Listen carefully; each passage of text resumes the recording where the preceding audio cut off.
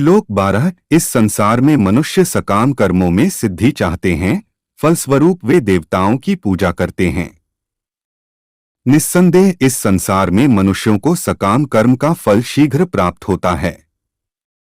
श्लोक 13। प्रकृति के तीनों गुणों और उनसे संबद्ध कर्म के अनुसार मेरे द्वारा मानव समाज के 4 विभाग रचे गए।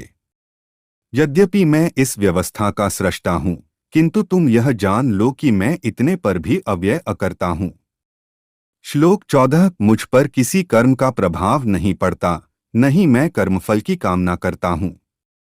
जो मेरे संबंध में इस सत्य को जानता है, वह भी कर्मों के फल के पाश में नहीं बंधता।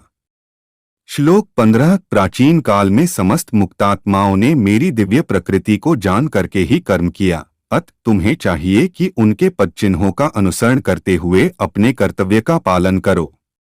श्लोक 16। कर्म क्या है और अकर्म क्या है, इसे निश्चित करने में बुद्धिमान व्यक्ति भी मोहग्रस्त हो जाते हैं।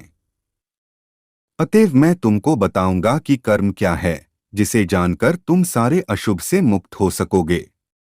श्लोक 17। कर्म की बारीकियों को समझना अत्यंत कठिन है, अत मनुष्य को चाहिए कि वह यह ठीक से जाने कि कर्म क्या है, विकर्म क्या है और अकर्म क्या है।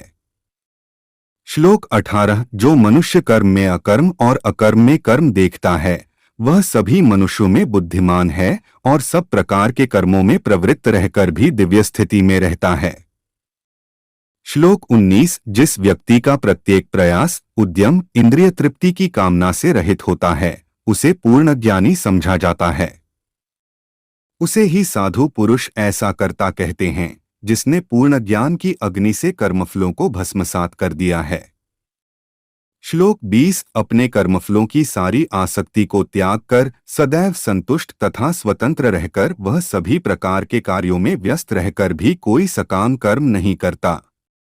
श्लोक 21। ऐसा ज्ञानी पुरुष पूर्ण रूप से संयमित मन तथा बुद्धि से कार्य करता है, अपनी संपत्ति के सारे स्वामित्व को त्याग देता है और केवल शरीर निर्वाह के लिए कर्म करता है। इस तरह कार्य करता हुआ वह पाप रूपी फलों से प्रभावित नहीं होता है।